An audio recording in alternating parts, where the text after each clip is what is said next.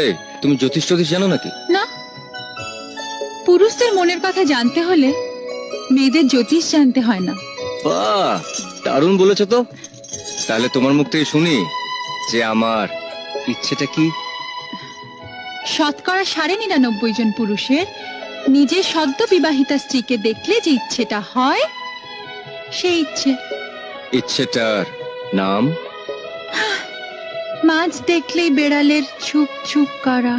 Sorry madam, আপনি যেটা মনে করার চেষ্টা করছেন সেটা ঠিক নয়, ভুল করছেন।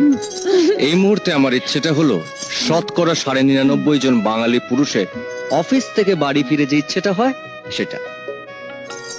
কি সেটা? সেটা 1 কাপ গরম গরম চা। এই সত্যি এক্ষুনি নিয়ে আসছি চা। এই, তুমি জ্যোতিষ টতিষ জানো নাকি?